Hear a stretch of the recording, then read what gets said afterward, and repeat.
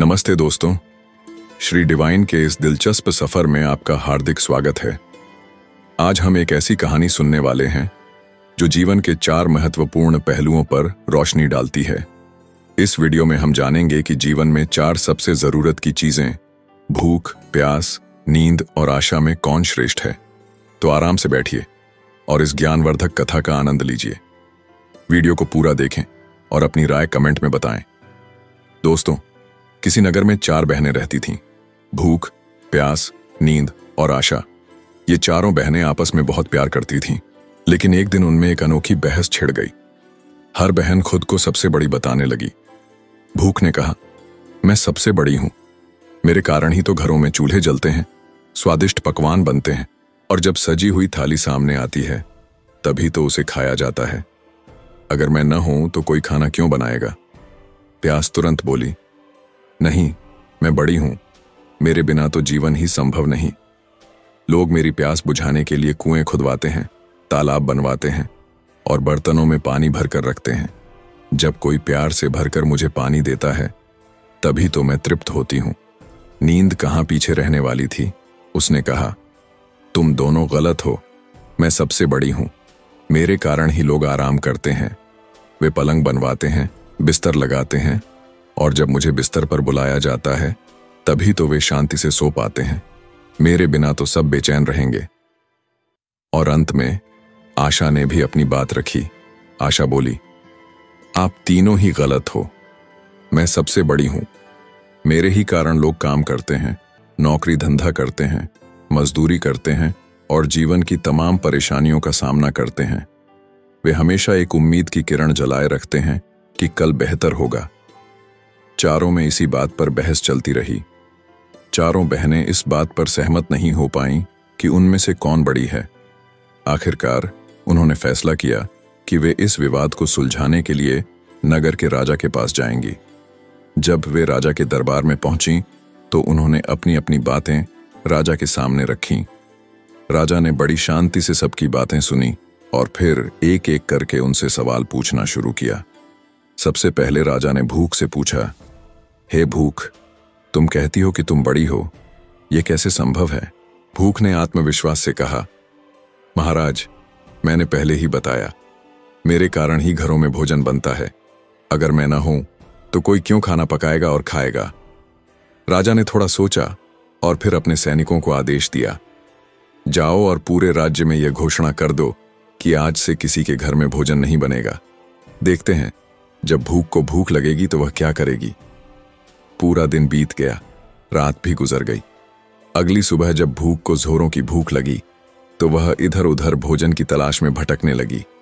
उसे कहीं कुछ नहीं मिला। अंत में भूख से बेहाल होकर वह घर में रखी हुई बासी रोटियों को खाने लगी। तभी भूख की भूख मिटी। प्यास यह सब देख रही थी।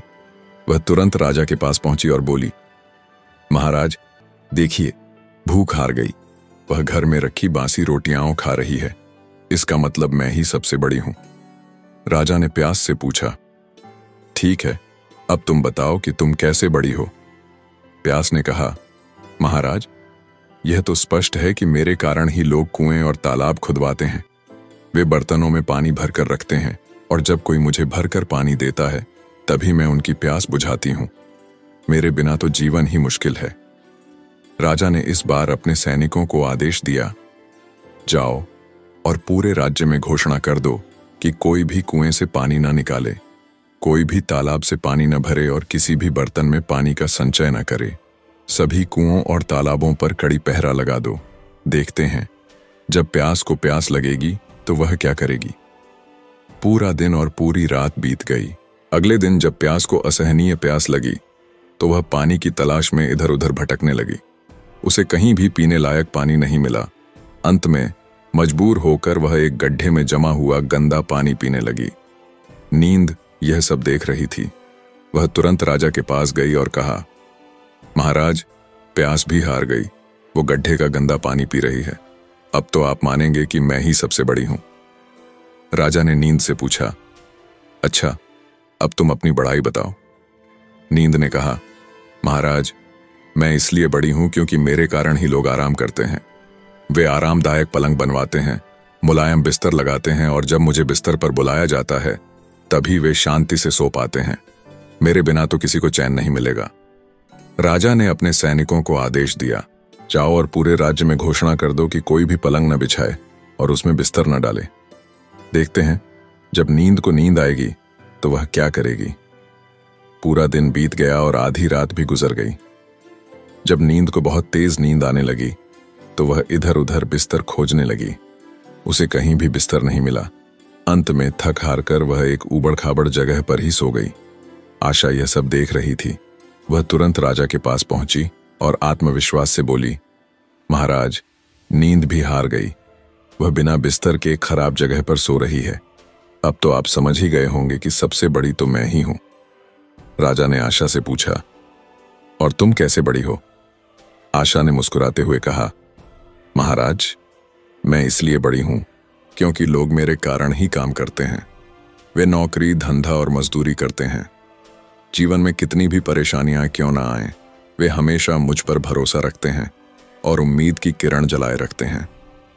राजा ने यह सुनकर अपने सैनिकों को आदेश दिया, जाओ और पूरे राज्य में यह घोषणा कर दो कि आज से कोई भी नौकरी नहीं करेगा, कोई मेहनत मजदूरी नहीं करेगा और कोई भी अपना काम धंधा नहीं करेगा। किसी को भी भविष्य की कोई आशा नहीं रखनी है। पूरा दिन बीत गया और आधी रात भी गुजर गई। जब आशा को यह देखने की उत्सुकता हुई कि अब क्या होगा, तो वह इधर उधर गई। उसने देखा कि पूरे नगर में सन्नाटा पसरा हुआ था। हर कोई निराश और हताश बैठा था। लेकिन तभी आशा ने दूर एक छोटी सी टिमटिमाती रोशनी देखी। वह उस दिशा में बढ़ी। वहां उसने देखा कि एक कुम्हार मिट्टी के बर्तन बना रहा था। उसके पास एक छोटा सा दीपक जल रहा था और वह बड़ी लगन से अपने काम में जुटा हुआ था। जैसे ही आशा उस कुम्हार के पास पहुंची, अचानक एक अद्भुत चमत्कार हुआ। उस कुम्हार का मिट्टी का दीपक सोने का बन गया। उसके मिट्टी के बर्तन सोने के बन गए और देखते ही देखते उसकी झोपड़ी एक शानदार सोने के महल में बदल गई। और ऐसे आशा ने जीत लिया। मित्रों, आशा ही हमें आगे लेकर जाती है। हम सभी आशा की किरण के सहारे ही जीवन जीते हैं। हमारी आशाओं की पूर्ति के लिए हम मेहनत करते हैं। दोस्तों, जिस प्रकार उस कुम्हार की आशा ने उसे निराश नहीं होने दिया और उसे सफलता दिलाई, उसी प्रकार आप लोगों को भी कभी अपनी आशा का दामन नहीं छोड़ना चाहिए। हमेशा उम्मीद का दीपक जलाए रखें और अपने कर्म करते रहें। हमारे कर्म ही हमारे भाग्य बनकर हमारे जीवन में हमें खुशियां देते हैं। हमें उम्मीद है कि यह कहानी आपको पसंद आई होगी और इससे आपको प्रेरणा मिली होगी। अगर आपको यह वीडियो अच्छा लगा हो तो इसे एक लाइक जरूर करें और कमेंट में अपनी राय जरूर दें।